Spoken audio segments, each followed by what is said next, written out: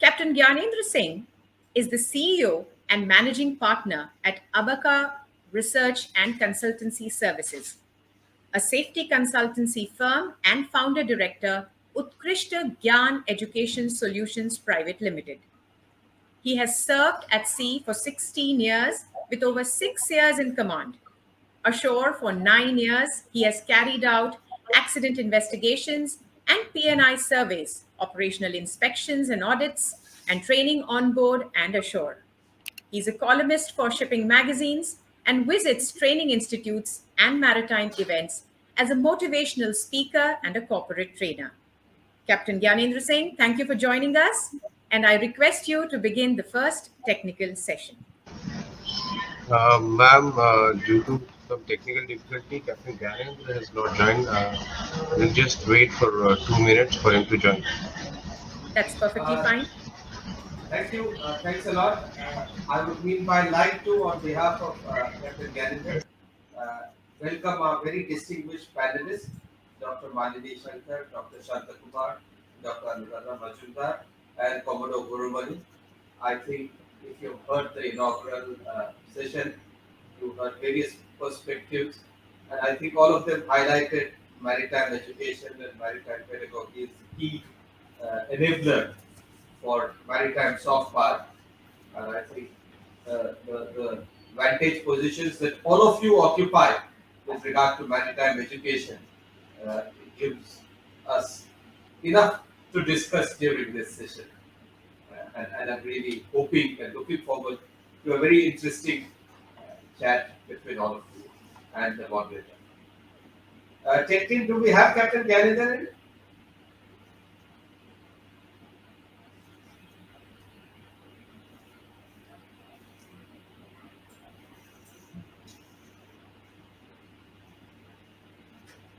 Yeah, I can see Captain Gallagher. Captain Gallagher, good morning. You have been introduced, and I have welcomed the panelists, and you may take over the baton from here and carry on with the deliberations. Thank you. Captain Gyanendra, sir, you can unmute yourself. Thank you, Commodore Kesnoor. I was watching on the YouTube and I thought that we are still, maybe there is a lag. Sorry. Meera, if you have introduced, thank you so much. And My pleasure, sir.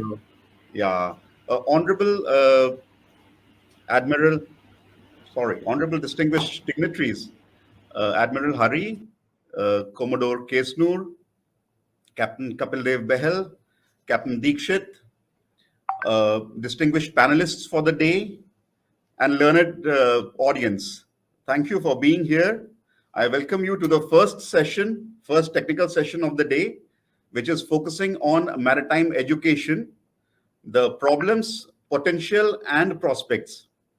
And you can already see the panelists here, the esteemed panelists we have for today.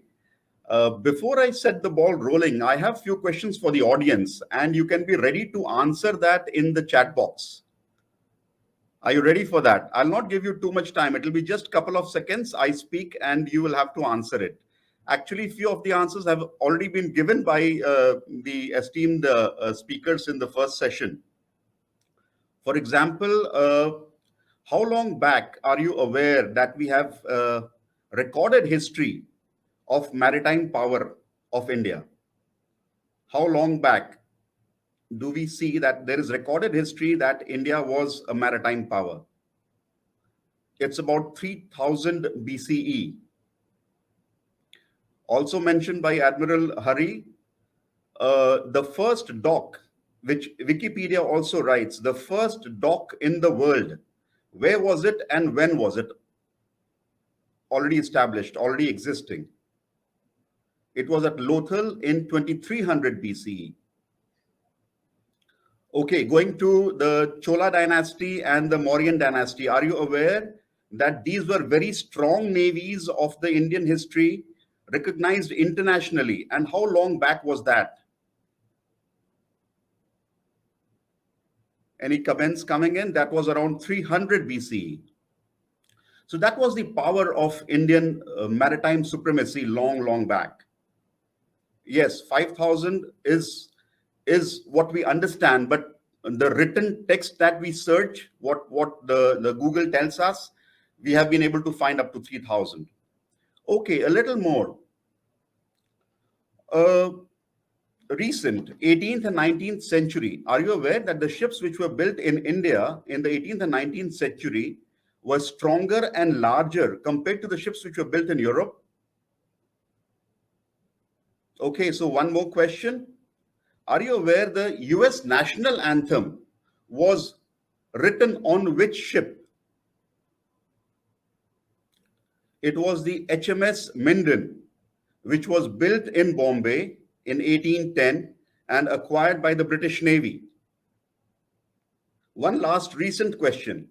Are you aware there is an Indian who has gone solo non-stop, circumnavigated across the globe? Do you know him? He was just the 38th individual or human to do it. That was Commander Abhilash Tomy. So I hope that gives you a perspective of what we are, where we come from. How do we come to know these things? Unless we are educated about our maritime supremacy and the potential.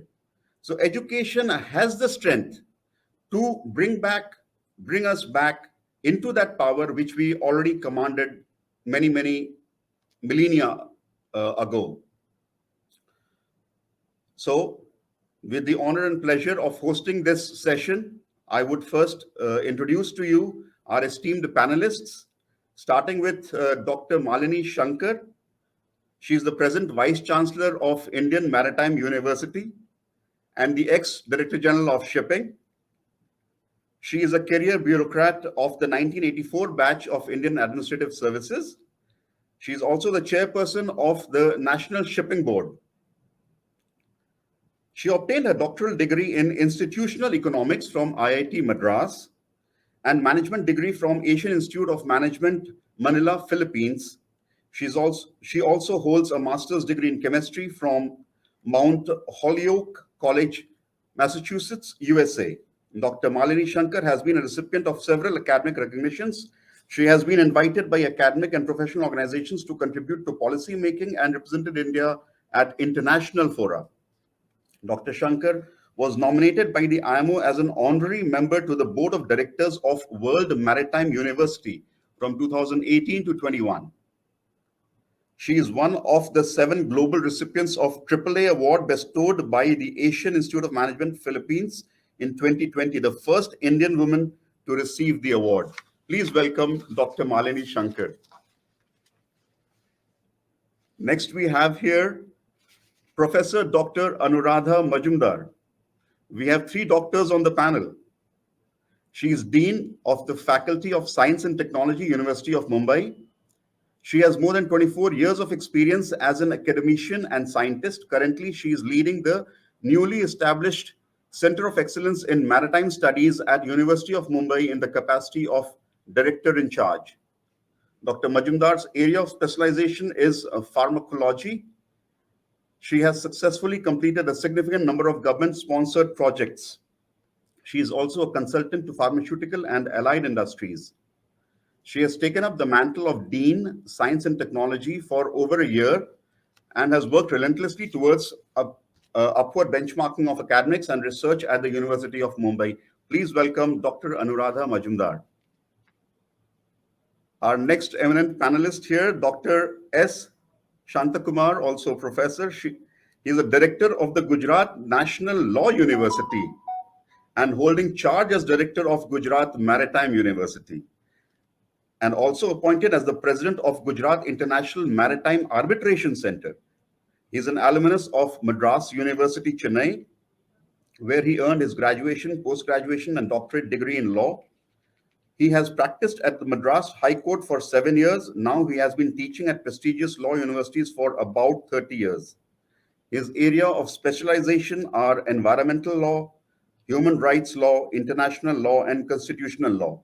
He has authored books on environmental law and human rights law also. He has published a number of research articles in national and international journals. He's delivered keynote address at national and international conferences. Recently, he was elected to represent South and West Asia at IUCN Academy of Environmental Law. Currently, he is the chair of Environmental Law Study Group of the International Association of Law Schools. He is also the recipient of prestigious awards like the Environmental Law Council Law Champions Development Award from Asian Development Bank, Philippines, and the Best Social Scientist Award from the Indian Society of Criminology. At the IP Fest 2020, Dr. Shantakumar was recognized as the IP Director of the Year. Welcome, Dr. Shantakumar, to this panel. And now it's my pleasure to introduce a serving naval officer, Commodore J. Gurumani. Commissioned in the Navy on 1st July 1994. He's an alumnus of Naval War College, Goa, Defense Services Staff College, Wellington, a master in hydrographic surveying from Goa University. He holds a diploma in geoinformatics from CDAC Pune and also undergone ice navigation course at Buenos Aires, Argentina. In the year 2005, he led the Naval Hydrographic Team as part of the 25th Indian Scientific Expedition to Antarctica. He has held various appointments afloat and ashore that includes Commanding Officer of INS Investigator and INS Darshak. He has had appointments at National Institute of Hydrography, Goa, National Hydrographic Office, Dehradun, and Integrated Headquarters, Ministry of Defense, Navy, New Delhi. Presently, Commodore Hydrography at Office of the Chief Hydrographer to the Government of India at New Delhi. Welcome aboard, panel, sir. Good morning. Thank you very much, sir, for the introduction. Thank you. Thank you so much, dear panelists.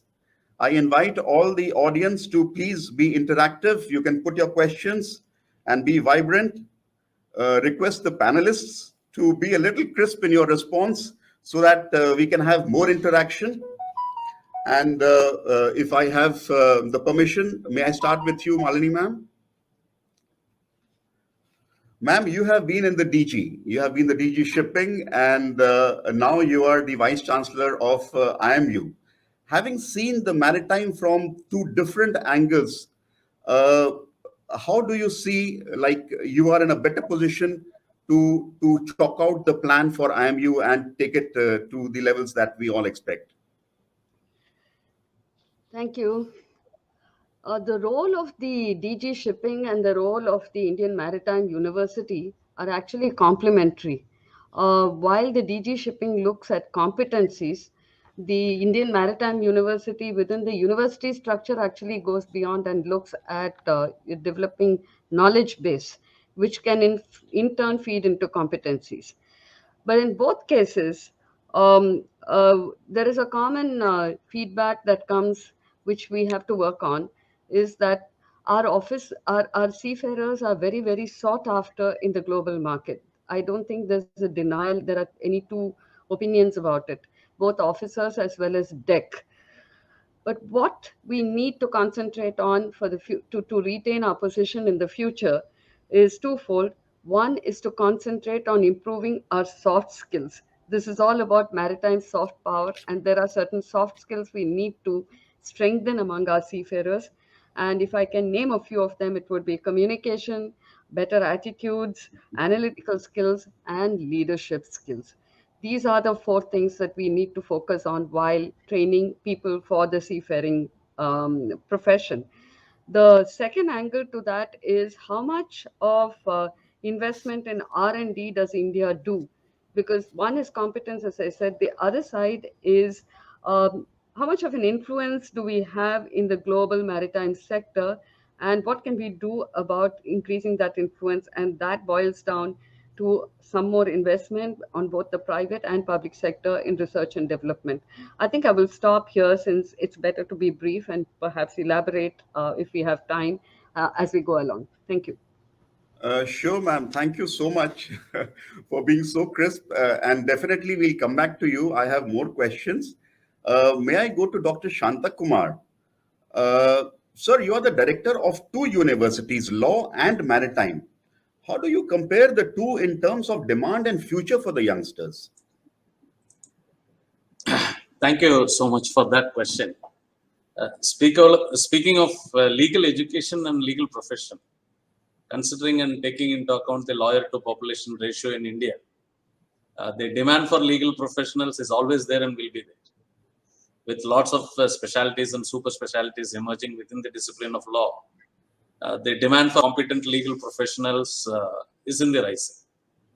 Since this session is on maritime education, please allow me to respond elaborately to the second part of your question on the demand and future for youngsters in the maritime sector. So if you look at the projections of UNCTAD, the United Nations Commission on Trade and Development, the maritime trade is expected to grow by 3.5% over this 2019 to 24 period, despite a lot of prevalent uncertainties. And maritime sector is expected to adapt to the changing global trade tensions and uncertainties through the development of landside operations and inland logistics. So given the paradigm shift, this move is expected to generate demand for skilled professionals who could actually help accelerate the change. We can look into a lot of things, for example, the increase in the global seaborne trade, which is expected to rise almost by double by 2030, which is in fact is going to act as a key enabler for manpower generation in sectors and economic activities such as marine equipment manufacturing, shipbuilding and demolition, offshore energy sector, commercial activities such as insurance, banking, brokering, classification and consultancy, a lot of things. There are certain other key enablers also, like increasing containerization. If you look at offshore sector specialized vessels, if you look into the DNV Shipping Report 2020, these offshore support vessels are the fastest growing ship type within the offshore segment and is expected to continue. This will definitely increase demand for highly skilled seafarers, technical manpower, and ship brokers and charterers. Similarly, you will see there is an increase in automation of ships. The number of unmanned machinery spaces ships, the UMS, has increased rapidly over the past few years.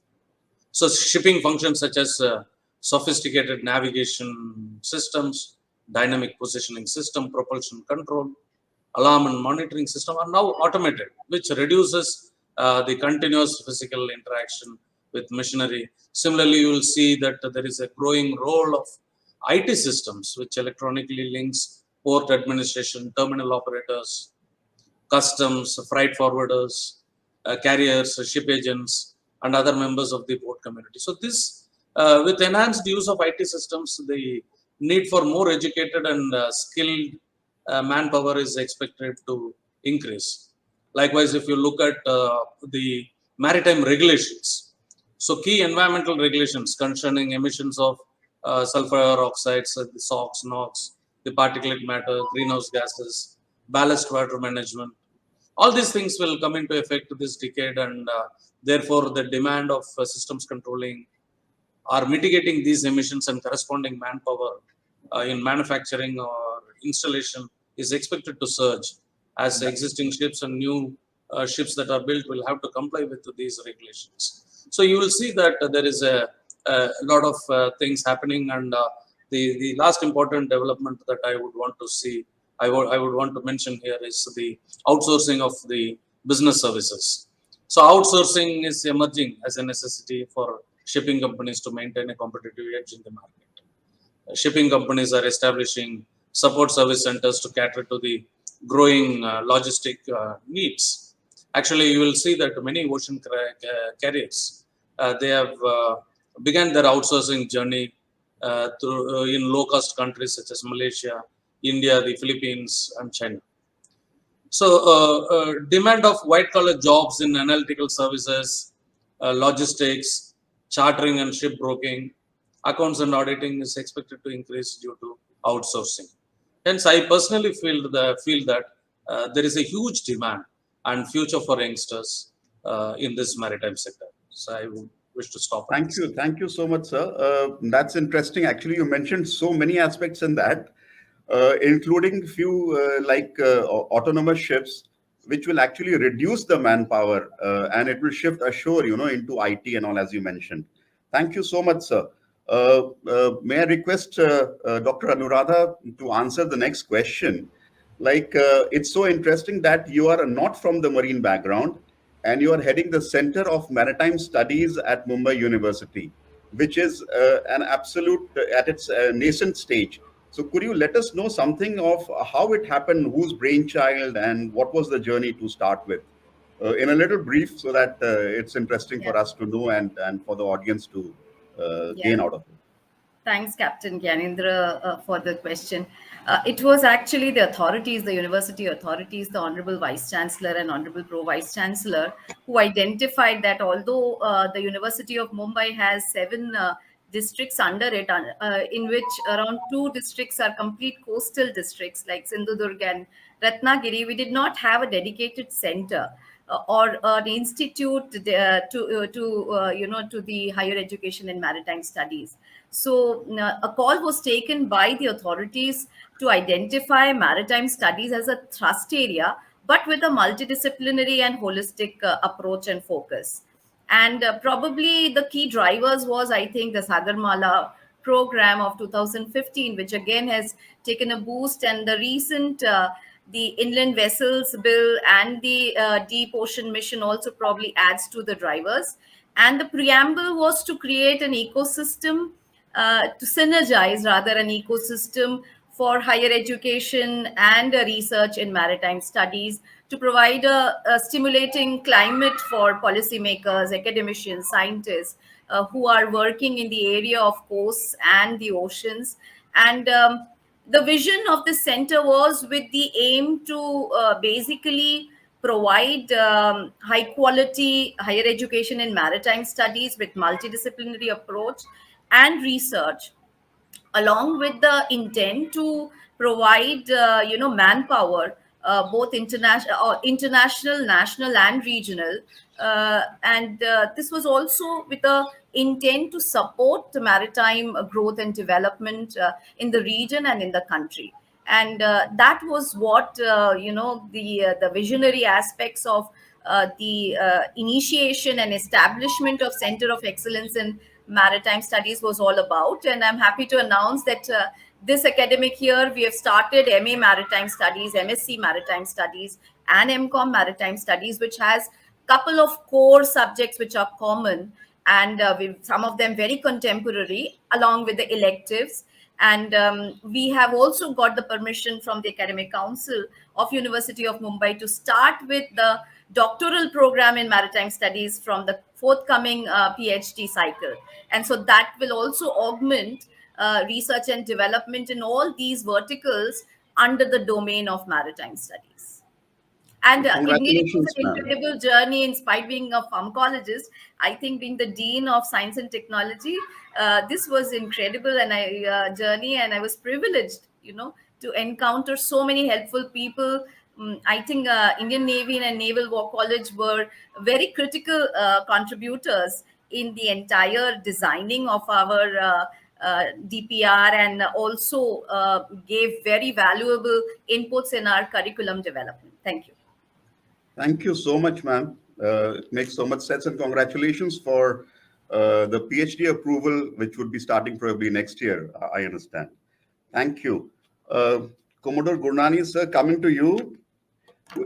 Sir, the proportion of defense force personnel compared to the civilians is huge. So, including myself, being from a defense background, I don't have much knowledge. So, I would like you to explain to us, like when you talk of maritime education in the forces, what do you focus on? Is it more on military only, or is it there are some other aspects also? Thank you for the question, Captain Gyanendra. The Navy maritime education starts at ab initio level. The Navy has candidates from Jammu and Kashmir to Northeast and Rajasthan and some of the coastal states. So there is a need to create awareness about sea and bring synergy in the training before they are put out to sea. Here, I would not like to discuss about the military education. I'm talking about the maritime education. At the initial stages only, we teach maritime history, maritime law, maritime strategy. Like I'm a hydrographer, about hydrography, oceanography, and all aspects of marine life. Navy operates, as you all are aware, in 4 dimensions. When I say 4 dimensions, it is surface, air, beneath the sea, as well as in space. So, maritime education forms a part and parcel of the ab initio training, as well as we progress in service at various stages. Appropriately, it is covered. Like some of the aspects of international laws, like UNCLOS, safety of life at sea, SOLAS, IMO regulations, COLREG. These are few examples which is always covered as part of the ab initio training, so that there is synergy maintained. As you are aware, life at sea is more harsh than land. So bringing them everybody onto a common platform and thereafter operating at sea is the primary focus which is given by the Indian Navy as part of the maritime education. So just give an example, my own example. Before I went to Antarctica, the Navy had sent me for ice navigation course. And another example, like you talked about Abhilash Swami, Navy had sent Tarini with all lady officers who went on a voyage all around the world. So all this is possible only because of maritime education being taught and imbibed at the ab initio level. Thank you. True enough, sir. As you say, I can relate that that's how it becomes very easy for the naval officers to join merchant navy either after retirement or even premature if they retire. So perfect, yeah, because of the basic maritime, that whatever we are taught, you are also taught there in your education. Thank you so much, sir. Back to Malini, ma'am. Ma'am, Indian seafaring community is on the rise. Like it was around 6-7% at one point of time, and it's closing on to 10% now. With this increase, do we also have some influence on the policies and practices globally? Um, in terms of seafarers, we form about 10% of the global force, and the government has set for itself a target in the Maritime India Vision to 2030 to raise it to about 15 to 20%. So, if we talk in numbers, yes, there are.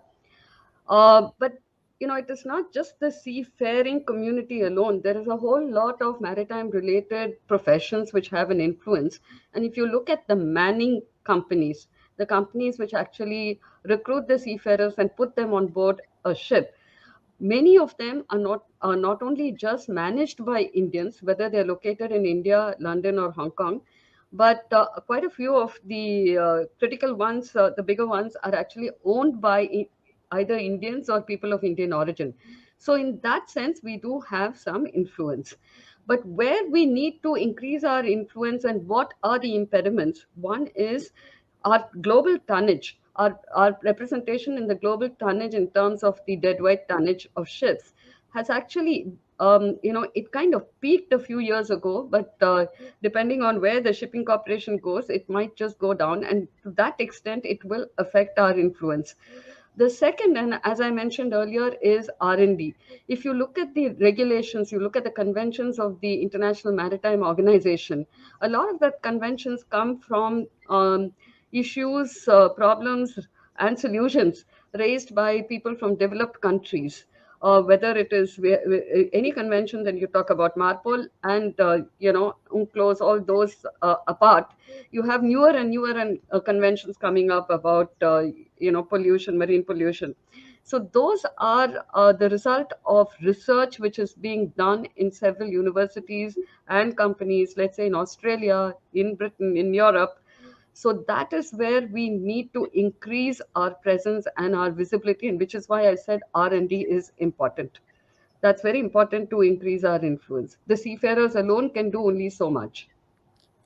Absolutely, ma'am. Thank you for mentioning that actually. And as you mentioned, it comes to my mind that we have discussed this quite a few times in our fraternity, in our fora, when we sit and discuss these issues. That in the IMO meetings, Japan goes with a huge contingent with proper research and study, and they present their papers. While comparing the contingent from India in terms of size or research is limited as of now, as per my understanding. So that's really very important, so that we can create that kind of an impression at IMO. And what do we need to actually do to have that kind of control? Here, I would mention that we need, first of all, to have a strategy. Like the Indian Navy has a strategy of protecting the sea borders. We need to have a strategy. And in this connection, what the Indian Maritime University has done is got into a partnership with the RIS. RIS is the Research and Information Systems, which is an organization, an arm of the Ministry of External Affairs.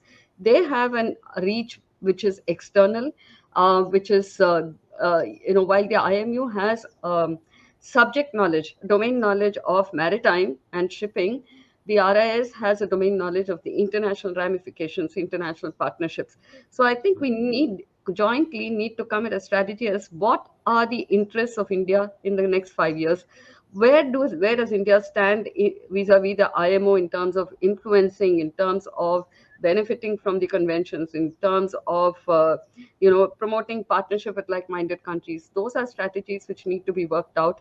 And then whoever represents the country in the IMO meetings, which are take place quite regularly, these are the strategies which have to be fed in to the delegation that goes there. So whether it is a huge delegation or a small delegation, yes, Japan, even Germany, which is not a really seafaring country, forget China and forget the other countries. You have small island countries which come with a strategy. So I think where we need to project ourselves is a strategy which perhaps can even include Coast Guard and Navy. It has to be a strategy which involves everybody. I think that's an important point, ma'am, which you brought out, and it was nice to have a discussion on that. And obviously, all these topics would require much longer discussion. So we would just be touching the tip of the iceberg as of now, but we can pick on the points where we need to work on in future. Coming back to you, sir, Commodore Gurmani, sir. I see from your study and background in CV that you have been in the hydrography more. How important you think is hydrography for the maritime sphere? Sir, to start with, I would like to define what is hydrography, because there are many audience who may not be aware of the definition of hydrography. As per the International Hydrographic Organization, hydrography is a branch of applied science which deals with measurement and description of the physical features of the ocean, seas, coastal areas, lakes, rivers, as well as within the prediction of the changing over time, that is the tide, for the primary purpose of safety of navigation and other maritime activities. So in short, if I have to say what is hydrography, almost all human activity that takes place on or under the sea requires some knowledge of hydrography of the area. Basically, the knowledge of the shape and the nature of the sea floor, its characteristics and hazards. So therefore, without hydrography, no ship can sail safely. You are a mariner, you know. No ports can be built. No coastal infrastructure, marine environment, defending an island or the coast, rescue, inundations during disasters, and maritime boundary issues. We all know that 3.1 square kilometer, million square kilometers are land area, and we have a exclusive economic zone at sea of 2.1 million square kilometers. But if we add the continental shelf also, it is going to be as good as our land area. And there is a need to understand this area better, and hydrography is the best subject to know and plan our future towards the ocean. As per International Hydrographic Organization report, there's only 50% of the world within the 200 nautical mile from the coast has been mapped properly, and just 18% beyond 200 nautical miles. So that is the state.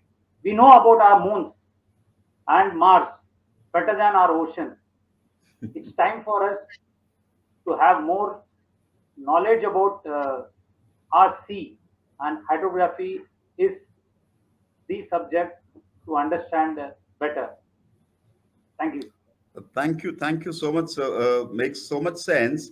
And I don't know how many people in the audience they caught on to this particular fact that you mentioned, that the land area of India, as compared to the jurisdiction on water, that the surrounding sea area that we have, is almost equal if we take into account the continental shelf. That is the importance of maritime.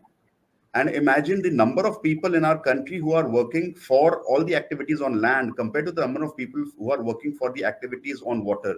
In spite of they being equal, the proportion is so minuscule. So thank you so much to bring that out, sir.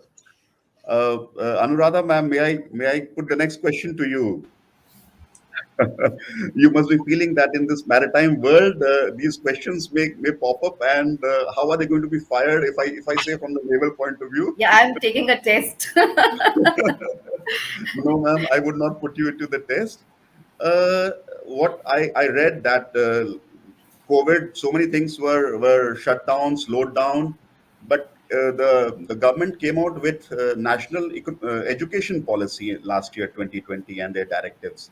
So since the program that we have started at CMAS is new, how much is it compliant with, or what are the salient factors from the NEP that we have taken into the CMAS structure?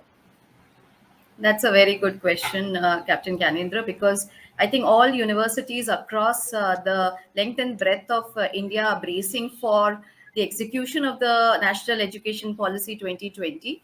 And one of the most important factors which is enshrined in this policy is that the flexibility which is being given to the learners, along with the concept of accrued bank of credits, ABC.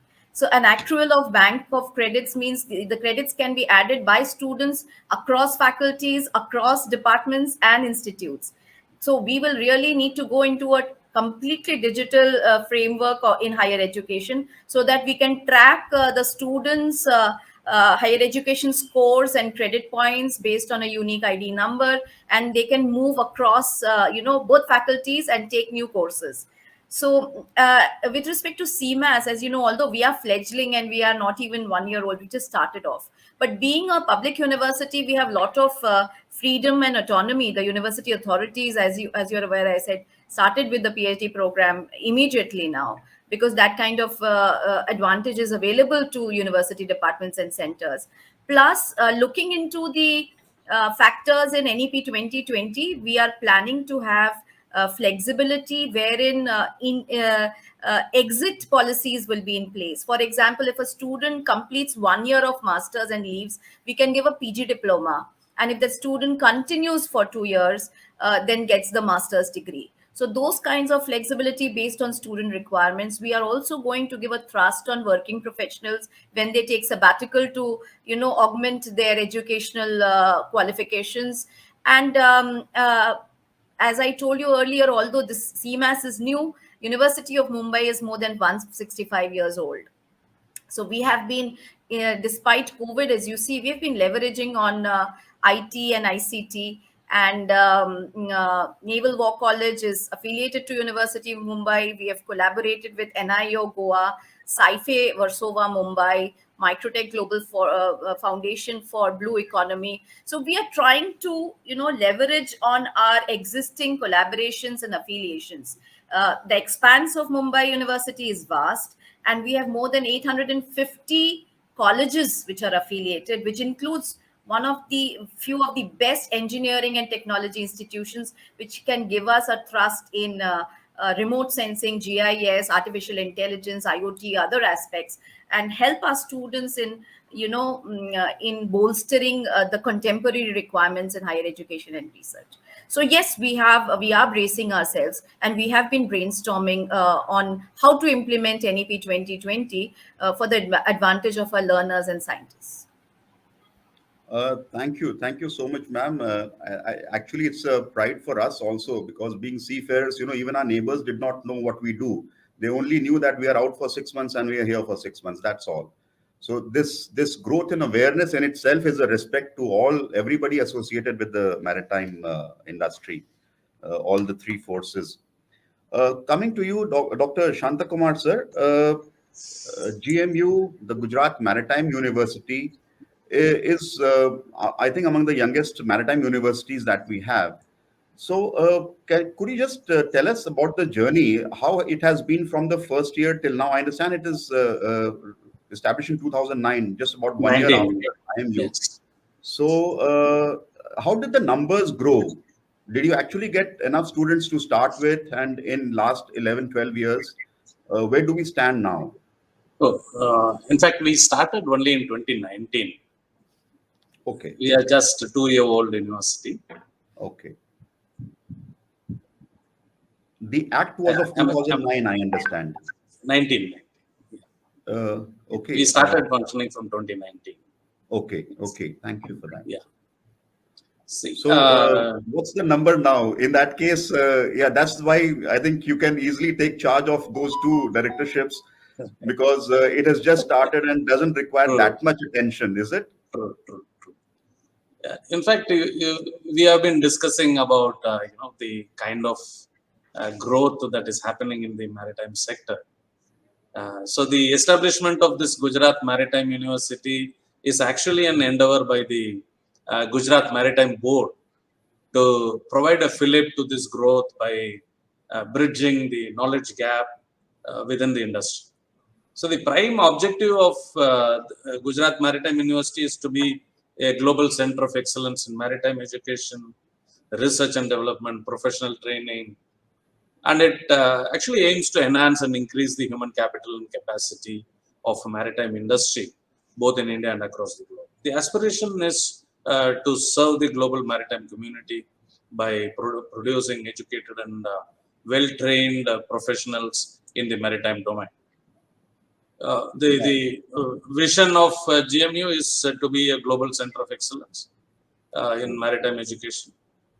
In the first phase, the university started offering programs catering to the commercial aspects of maritime value chain, like maritime law, shipping finance and economics, maritime management, logistics, shipbroking, ship finance, chartering, ship management, just to name a few courses that what we teach. So the first phase also has some short-term executive development programs and management development programs, which we are successfully delivering with support and guidance of our knowledge partners, namely the Erasmus University, the STC International, and the Copenhagen Business School. Of course, we intend to focus on the technical aspects in the second phase. As I said, we are a very infant university, just established 2 years back. We started with the School of Maritime Law, Policy and Administration. We started with 2 master's program, one on international trade law and the other one was on maritime law. And fortunately, we are able to fill all the seats. And in fact, this year we had the luxury of increasing our selectivity, and we had the luxury of selecting the right candidates out of the hundreds of applications that we received. So that itself is a proof that there is a big demand for such courses, and people are actually looking for this. If you look at some of the interesting statistics, now we see that majority of our students at the Maritime University come from landlocked states, more than the coastal states. And second important statistics that what is interesting is we have more of women students, which very traditionally it is known as a male-dominated field, but today we have more of female students joining our programs. So I think the journey is good till date, and we are vigorously planning to expand. We are trying to do many things. which I'll be Thank discussing. you. Thank you for mentioning that. Actually, it was part of one of my questions about the gender equality in maritime studies. And before I go ahead, I would like to mention the expression I saw on Dr. Malini ma'am's face when I put the question that is it less important? And just the expression was enough to answer that obviously not. Obviously not. Thank you so much for that, sir. Coming back to you, Malini ma'am. Like we all have heard in the introductory session and a little bit that I mentioned from our rich heritage, which we are actually losing to quite an extent. So, what are we like? What are your thoughts in strengthening it again? What action should we take? Like you being from the administrative section, also like being the Director General of Shipping for a good 2 years.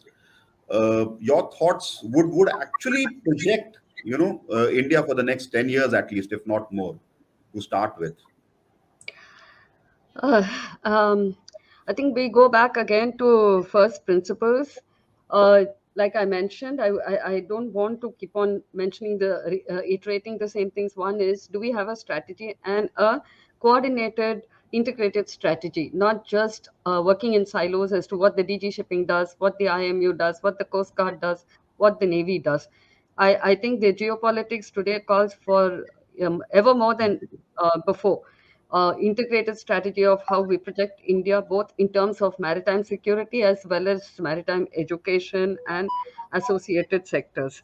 So that strategy is the most important thing. It has to be arrived at in consultation with everybody, but it has to be very specific and lays out the path, like what China would do, even what UK does. That's one. Second is the quality of the maritime, the seafarers. As I said again, attitudes. How do we make them more? I think the Gujarat Maritime University director mentioned that, and I agree with that, that most of the students nowadays are coming from landlocked hinterland states. They perhaps have not seen the sea. They have never been on a ship. They've not seen a big ship.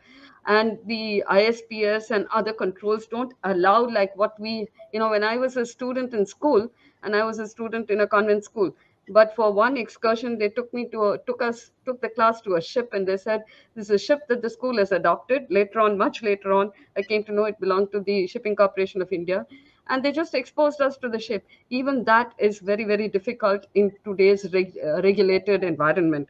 But giving them leadership skills, exposing them to a variety of communication tools, why communication is important, why leadership is important, why attitudes are super important.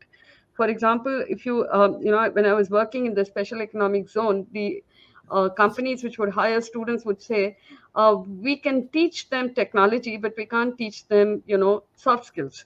So the soft skills are as important as the technical skills that they come with.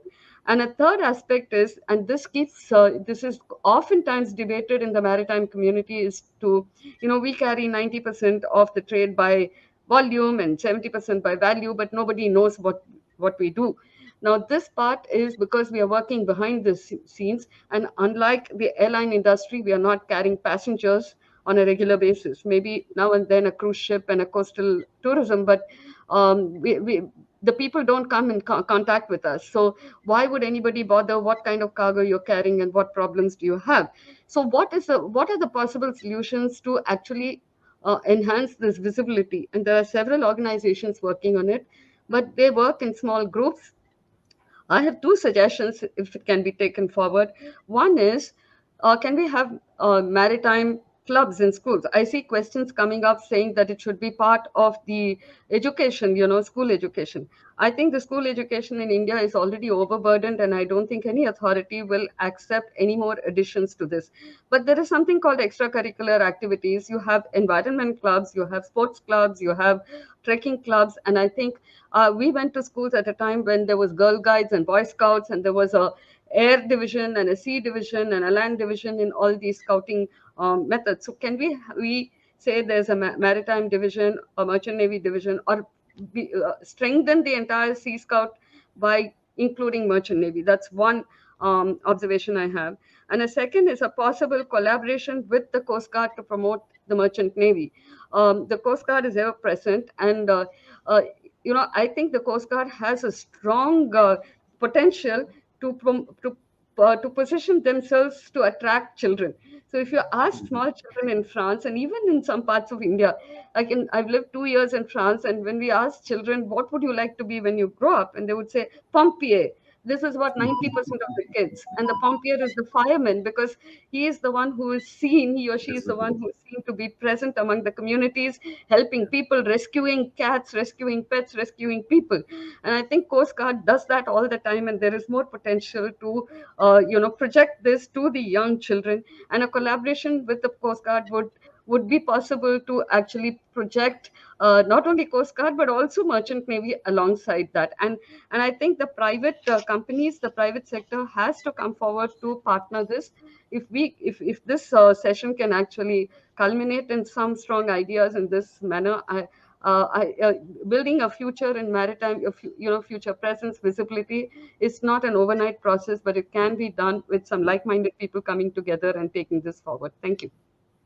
Excellent, ma'am. I think Sea Cadet Corps is an organization which is doing it to quite an extent, but still, I would say very limited, because I understand they have very limited branches and pretty controlled from the location that they are working. And as you mentioned, like the seafarers work in the background. If I talk of the Merchant Navy personnel, even during the COVID time, we all kept receiving whatever the essentials that we need to live. And nobody even came to know how and why it kept coming without any problem, without any hindrance. Because it's a delivery and boy who gets or the credit? it's a delivery boy or the delivery girl who is seen by the Getting end the user credit. customer, not the seafarer. And why would they? I think I agree with Malini, madam, that image building is very important.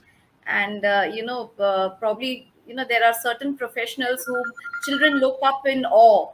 So if we can, other than the Amar Chitra Katha, which, Indian Navy has been part of in coming out with, the school maritime club is a very good idea, because, madam, when we were taking the interview for admissions to CMAS, some students said, I wanted to come to this field. They were opting for MCOM or other MSc, because I used to take a ferry to reach from Alibag to Mumbai for my college. And I found it very amusing, because, that was what drove their love for the sea and the coast. And I think what you're saying, the fireman's image in the Western world, I know it's, people look up to them. And if that kind of image building can be done from the school days itself, what we have faced as a, because this session is also about possibilities, this has become a very niche field, and it has to become more popular. Yeah. And for that, the fireman is also a niche field, if I may intervene. But we grew up as children in my generation, and we were fascinated by the engine driver in the steam engine, because the image of that engine driver picking up that shovel of coal and putting it into this, the boiler, and then the boiler would make this huge sound of whoosh with fire and noise. And then we all wanted to ride with him on that engine, and they would allow you to ride those days. So it doesn't have to be so glamorous also. It just has to attract the child's attention. Yeah.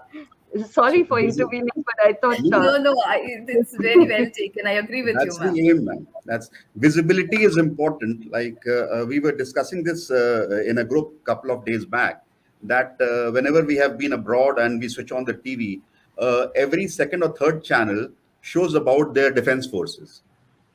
So that's the kind of visibility we should have in India also on these aspects. And if I just take a minute to mention to you as well as to all the audience, that lockdown for us on land was something different, that you can't move out of the home. But for those on the ship, it was normal living, because for us on the ship, we have the cabin, we have our workspace, and that is the limited area we can go to. So it was just like we are at home on a contract. So we can only move from the bedroom to the drawing room, and that is it. That's what happens on the ship. So for seafarers, it was not very different.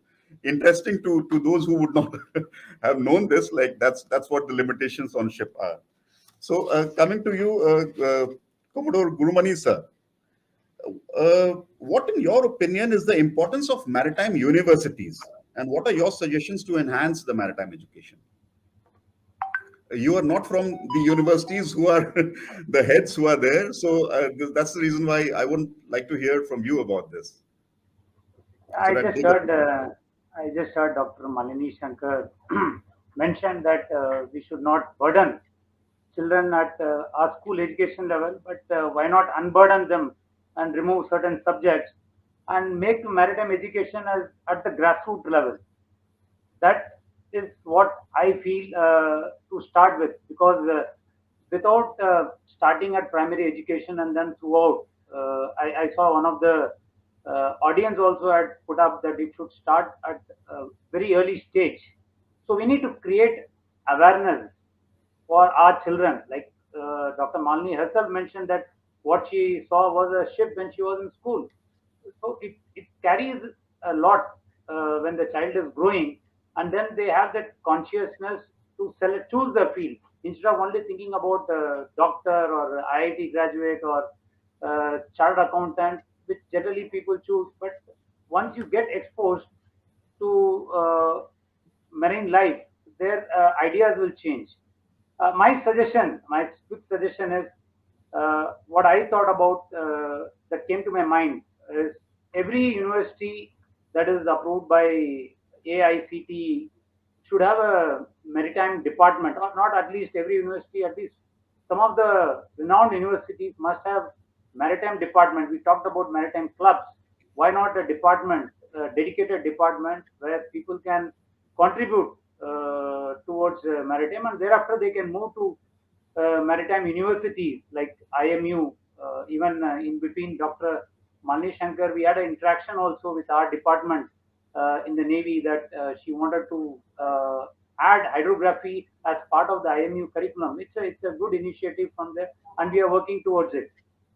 And to bring out something, we have not had any great explorers of late. So we need to have explorers, and that will start only when we start maritime education at grassroots level. One interesting thing which I saw in one of my deployments, foreign deployments, I saw a ship called Seminar at Sea. Semester at Sea. So there's a whole lot of students who have been sailing on board a ship for one semester. That is the kind of exposure we need from our maritime university. Our maritime universities should have a ship along with them where the students are put and spend one semester at sea. That will give a whole lot of exposure. It is not only trade, it is not only carrying cargo, but when you talk of maritime, it covers the overall lot of aspects. It's about marine life, botany, zoology, biology, environment, and whatnot. There's no end to it when you talk of ocean. So these are the two suggestions that we must have dedicated departments in each recognized universities, and we need to have ships where we can put people. And one more thing which I want to mention as a passing comment, that we talk about look east, look west, act east, and I think it's time for us to look and act towards the ocean. That is one thing can be achieved only by maritime education and focus on maritime universities. Thank you.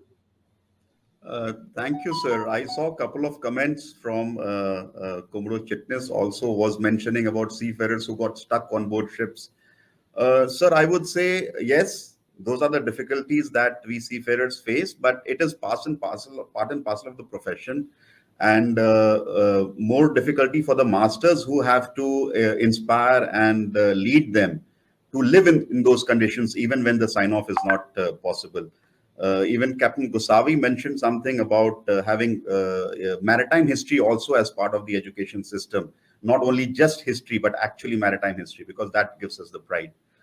If I may mention, sir, you were talking, like, my question was about how to improve education in universities, and you rightly mentioned about school level. And that reminded me, again, going back to my school days, my father was in the army. We were posted in Shillong. There was a lake by the name Ward Lake. I was in primary and I used to row. And later on, he was so happy that, see, your future was already decided at that time. In primary school, I used to row. And later, I went with my family, with my kids, to a lake where there was a boat. And I said, I would row myself. And he said, no, no, we will not allow you. No, sir, allowed me. I said, I am a seafarer. No, sir, allowed me. Hum hi log kare. So, sorry to bring in Hindi, but to bring in the authenticity that as a school-going third or fourth standard boy, I used to row. And as a father of two daughters, I was not allowed to. We used to drive long distance. I'm mentioning this because it is related to maritime and probably you would appreciate it. At that time, my father used to teach me which direction are we going. Just look at the shadow and tell me. How many today can do that? My daughters can do, but how many others can do it? Just look at the shadow and I tell you the time and give me the direction in which we are moving. So that's the interesting part. We don't need to make it boring for the children, but we need to make it interesting that these are the aspects which can be looking at the stars for that matter. So thank you so much, sir.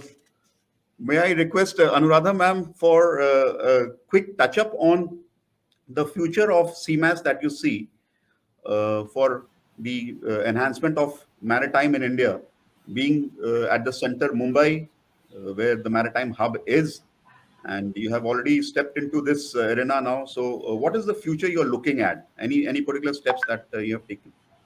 We would like to become, our center should become a place for brainstorming and of key opinion leaders in the sector. So as I said, we have 7 districts under our jurisdiction and close to 700 plus kilometers of coastline.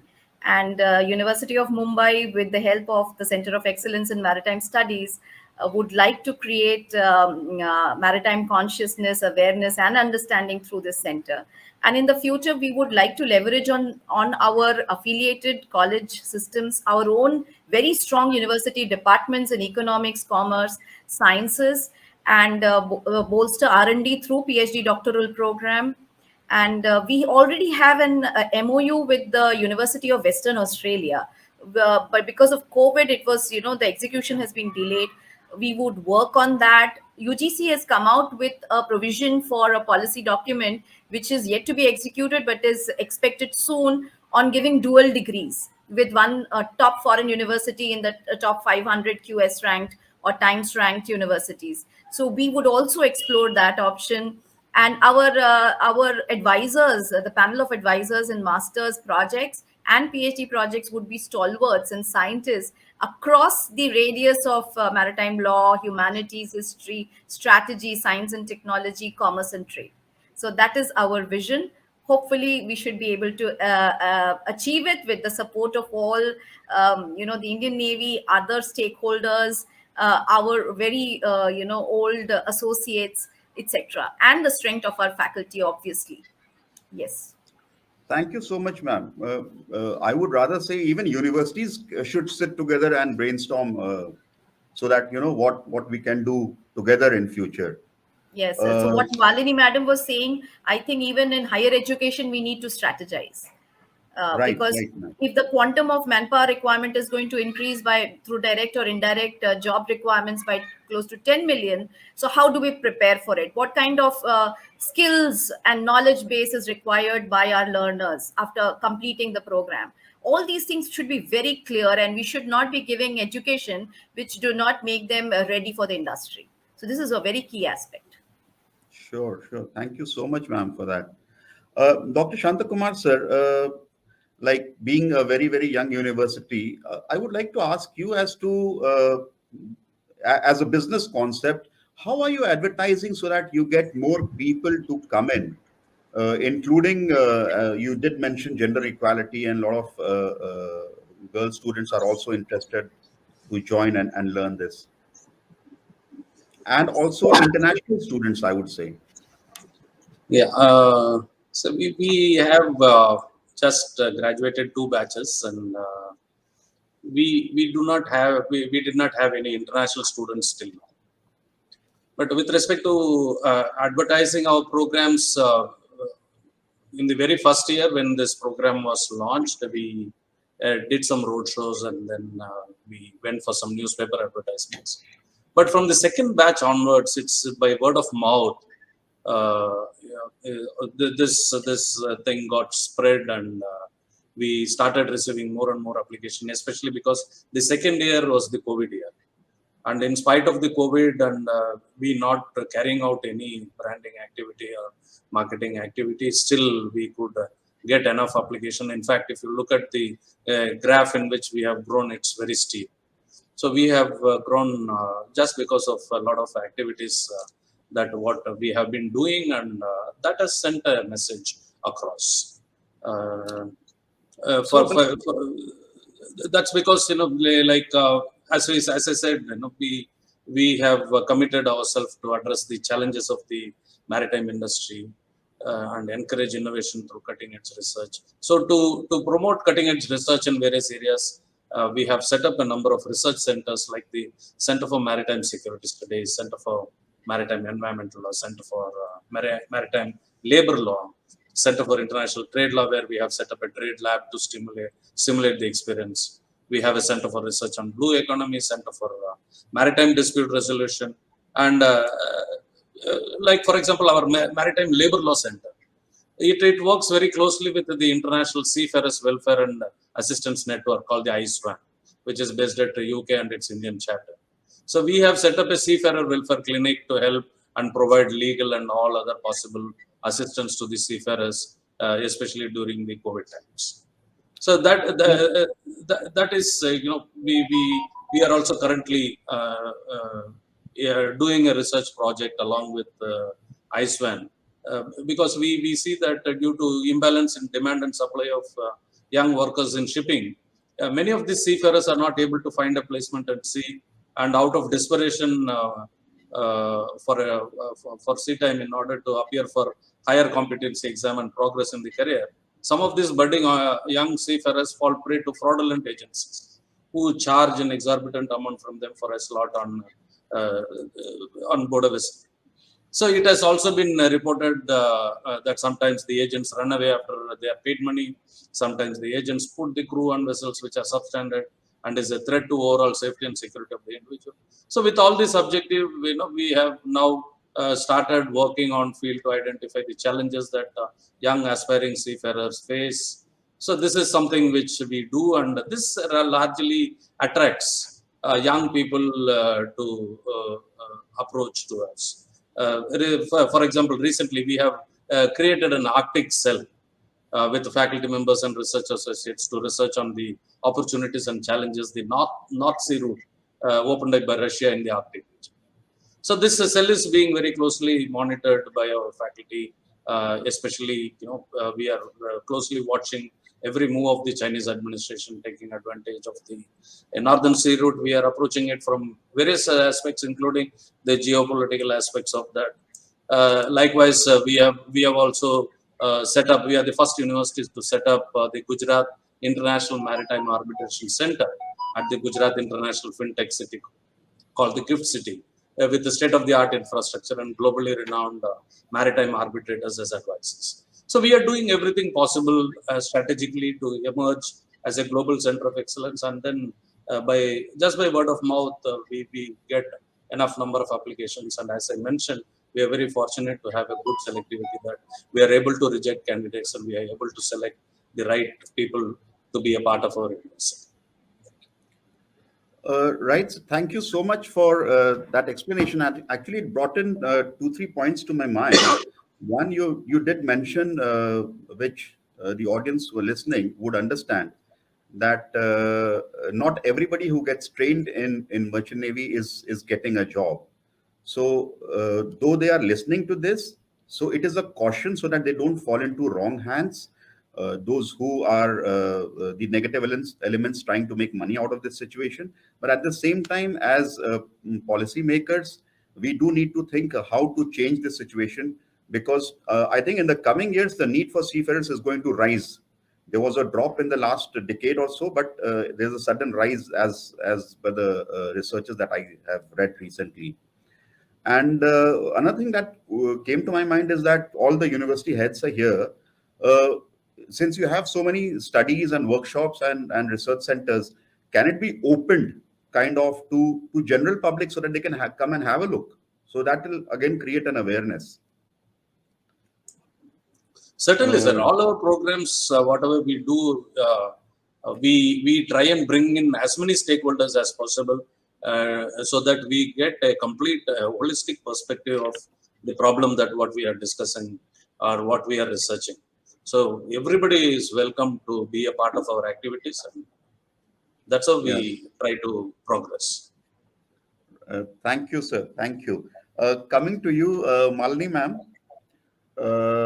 Indian Maritime University is also close to my heart, because it is nothing but a change of name for my college.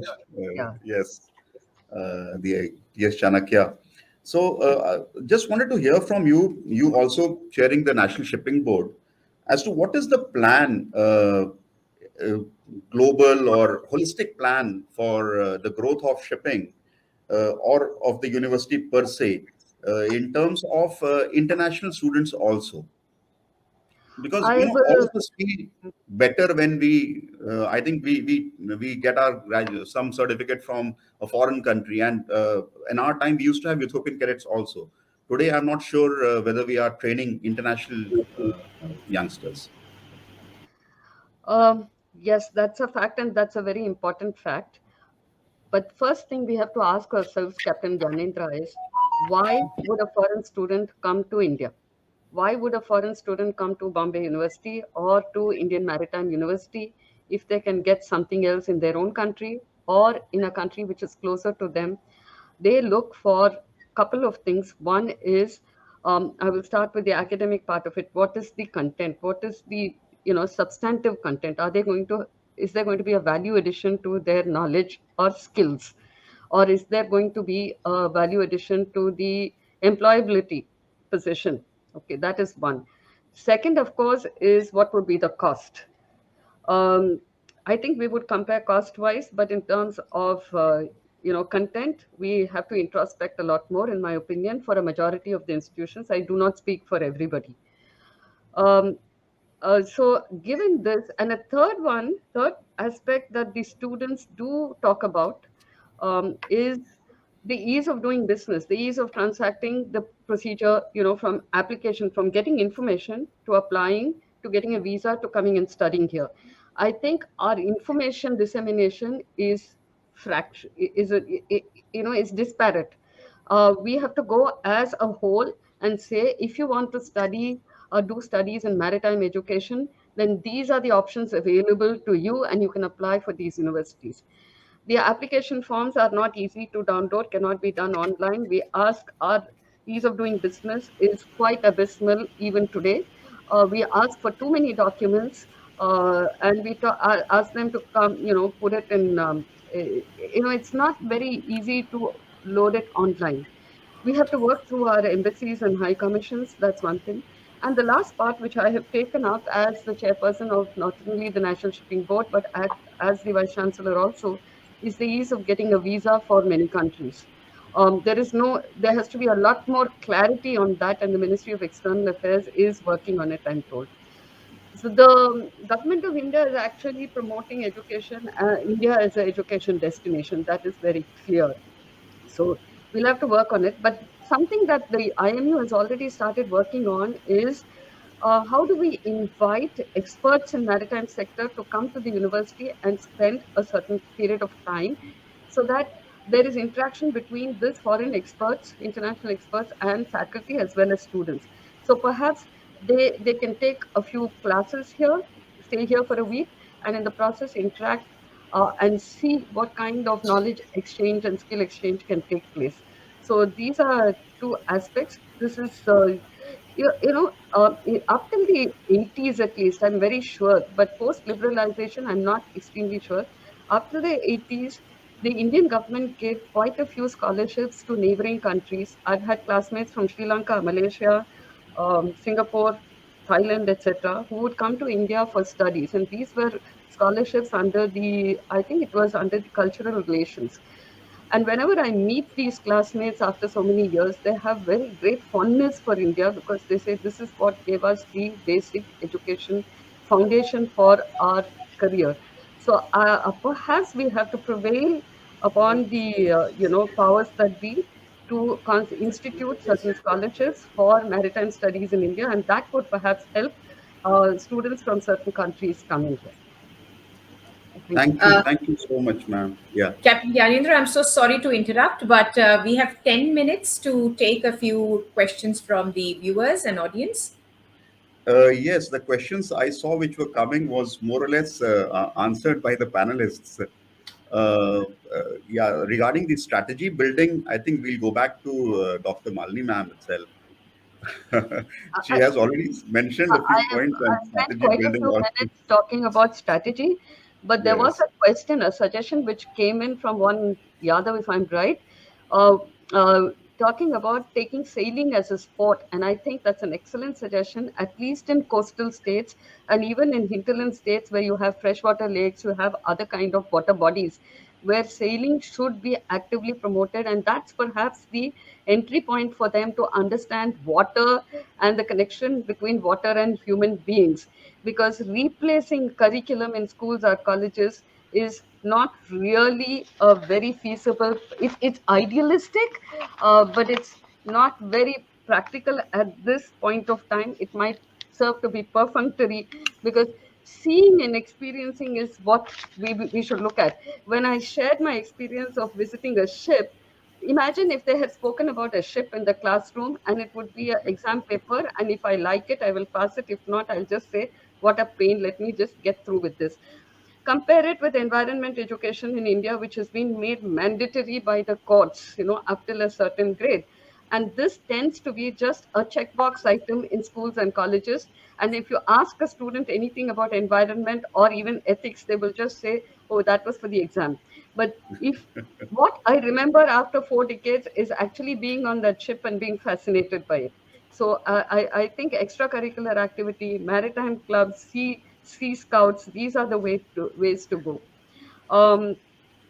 I have a few, there were some suggestions about, how to expand the curriculum. I think Dr. Anuradha spoke about it. We in the Indian Maritime University are taking baby steps in this direction to introduce very niche subjects in the form of microcredit courses. And I think that will introduce students to a variety of topics which are not in the normal curriculum. And the curriculum, however autonomous a government institution is, it goes through a certain process and takes time to be modify and to be reviewed. But we think that the microcredit courses would slowly pick up, and it can give a window of opportunity for the students to look at subjects that they would otherwise not look at. So that is about the education, then the awareness, and the strategy. There are 3 arms that I spoke about. Thank you. Thank you so much, ma'am. Do we have Captain time Gyanendra, for something more? would you? I suggest you could sum up the session so that Krishna could come in as the reporter. Thank you, Meera. Thank you. I think it was a splendid session. Personally, I have gained so much listening to all of you, and we have a consensus that we all the wings of the maritime fraternity must join hands and work together to showcase what the importance of maritime as well as the future potential of maritime. I think there is no further emphasis required to show that only maritime strength can make a country strong. Land, we are limited. 70% of the earth is also covered by water. So the more we have power on water, the stronger we'll be as a nation. So I think that is it from my side, and it was a pleasure moderating this session, sir. And ma'am, a lot of learnings from all of you, and I hope the audience also enjoyed and learned out of it. Thank you so much, ma'am. Thank you, sir. Thank you. Thank you, sir. Thank you. Thanks to all. Thank you. Good morning to all maritime enthusiasts who have joined us today. I'm Krishna Kataria, reporter for today's annual maritime webinar. Thank you, Captain Gyanendra Singh, for effectively moderating this session, and all our lead speakers for their insights on enhancing maritime education and maritime knowledge. Before we formally end this session 1, let me talk about the key takeaways from this session, which comprised a discussion around generating solutions and suggestions to create maritime soft power through education and other means at different levels. Captain Gyanendra Singh at the start envisaged the very key point that education has the strength to bring us back and remind us about maritime supremacy and our rich maritime history. Dr. Malini Shankar, the Vice Chancellor of Indian Maritime University, rightly asserted the need to focus on improving our soft skills to strengthen the seafarers community. Communication, attitude, analytical knowledge, and leadership are the skills which will effectively help our seafarers. And secondly, the need to bring the effective strategies as today geopolitics functions in congruence with maritime security.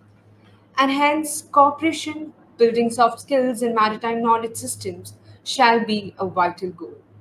Moving ahead, Dr. Shantakumar very well explained how the maritime sector is expected to adapt to changing global uncertainties through development of maritime operations and logistics.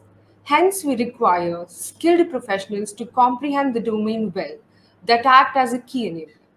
Establishment of Gujarat Maritime University endeavored to facilitate the maritime growth and build bridge between knowledge and industry. He significantly highlighted the involvement of women, which today represents a positive trend in them willing to expand their career in maritime studies. Such academic organizations have been making a concerted effort to help the industry move forward and support women to achieve representation. Followed by that, Dr. Anuradha, with her education background intersecting in the maritime domain, heads the CMAS program at Mumbai University, a center that is dedicated to develop maritime consciousness and higher education with holistic approach. She engendered on how organizations like CMAS focus significantly on creating an economic ecosystem and digital framework for academics and policymakers. This, in return, intends to support research under the foray of maritime field and augments the maritime knowledge systems. In conclusion, Commodore Gurumani addressed the importance of maritime education within the forces and the need to create awareness about the sea that helps bring synergy within the forces. He recommended, in similar lines with the functioning of Maritime Club, we can work on establishing a department dedicated to imparting maritime education and awareness. With this background, I would like to proceed towards the end of session 1. We will resume session 2 in a short while. Back to you, Ms. Meera.